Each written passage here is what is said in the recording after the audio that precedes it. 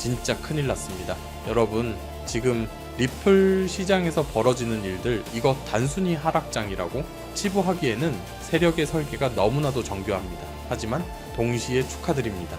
오늘 이 내용을 끝까지 파악하신다면 여러분은 남들 다 털려나갈 때 혼자 살아남아 압도적인 수익을 거머쥘 투자에 확신을 갖게 되실 겁니다. 지금 리플 홀더분들 정말 답답하시죠? 다른 잡코인들은 이름도 모르는 것들이 펌핑 나오는데 리플만 짓눌려 있는 이 상황, 이건 우연이 아닙니다. 시장은 지금 거대한 하방 압력을 받고 있습니다.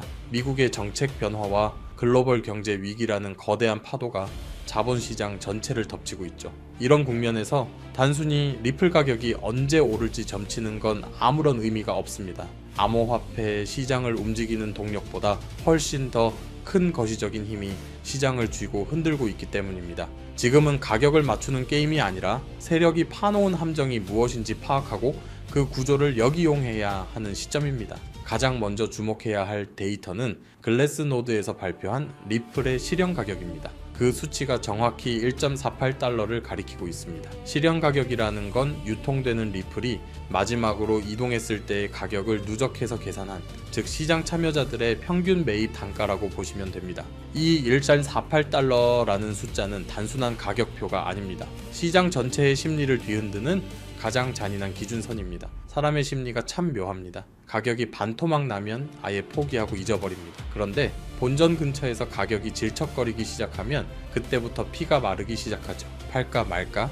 다른 걸로 갈아탈까 말까? 고민이 깊어질수록 우리는 시장의 본질이 아니라 내 감정에 끌려다니게 됩니다. 세력은 바로 이 지점을 노립니다. 본전 근처에서 여러분의 집중력을 깨뜨리고 스스로 물량을 던지게 만드는 구조. 이게 세력이 파놓은 첫 번째 함정의 실체입니다.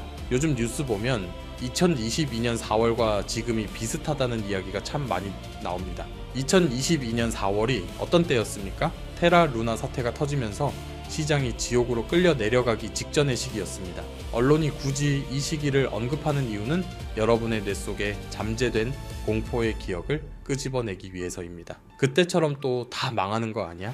이번엔 미리 도망쳐야지 라는 생각이 들게 만드는 겁니다. 하지만 냉정하게 생각해야 합니다. 구조가 비슷하다고 해서 결론이 항상 같지는 않습니다. 우리가 지금 싸워야 하는 건 리플의 가격이 아니라 과거의 트라우마가 만들어낸 과잉 반응입니다. 세력은 여러분이 합리적인 판단을 내리기 전에 즉각적으로 탈출 버튼을 누르길 원합니다. 예언이나 예측에 매몰되지 마십시오. 우리가 봐야 할 건 오직 눈앞에 놓인 데이터와 대응 전략뿐입니다. 그럼 이제 어떻게 해야 할까요? 체크 포인트는 딱 두 가지입니다. 첫째, 실현 가격인 1.48달러 위에서 가격이 견고하게 버텨주는지 확인해야 합니다. 둘째, 만약 이 선을 이탈하더라도 다시 올라올 때 어떤 반응이 나오는지를 체크해야 하죠. 이 1.48달러는 단순한 지지선이 아니라 시장 참여자들의 행동을 바꾸는 심리적 저항선이기 때문입니다. 이 선 위에서 버틴다는 건 세력이 물량을 매집하며 에너지를 응축하고 있다는 가장 강력한 증거가 됩니다. 리플은 2018년 고점 이후 거의 8년 동안 박스권에 갇혀 있었습니다. 이건 엄청난 에너지의 응축인 동시에 투자자들을 지쳐 떨어지게 만드는 가장 강력한 고문입니다. 긴 횡보 끝에 폭발적인 상승이 온다는 건 차트의 정석이지만 그 과정에서 대부분의 홀더들은 지쳐서 포기하게 됩니다. 너무 지쳐서 다 던지고 싶을 때, 혹은 너무 큰 희망에 부풀어 리스크 관리를 포기할 때 바로 그때 세력의 칼날이 들어옵니다. 금이나 은, 그리고 이더리움 같은 자산들도 과거에 수년간 눌려 있다가 포물선형 폭등을 기록한 사례가 있습니다. 리플 역시 그런 파라볼릭 레언의 가능성이 충분히 열려 있죠. 하지만 금과 리플은 다릅니다. 규제 환경도 다르고 수요가 들어오는 방식도 천차만별입니다. 장기적인 폭등 서사는 기분 좋은 희망이 될 순 있지만 그걸 확정된 미래로 믿고 올인하는 순간 여러분은 세력의 먹잇감이 됩니다. 진정한 전문가는 거창한 시나리오에 내 전 재산을 걸지 않습니다. 장기적인 내러티브는 머릿속에 담아두되 실제 손가락은 철저히 체크리스트에 따라 움직여야 합니다. 세력의 의도가 무엇인지 완벽히 알아내려고 애쓰지 마십시오. 대신 그들이 만들어 놓은 구조 안에서 내가 어떻게 하면 손실을 최소화하고 수익을 극대화하며 생존할 수 있을지만 고민하십시오. 기술적으로 보면 엘리어트 파동 이론을 통해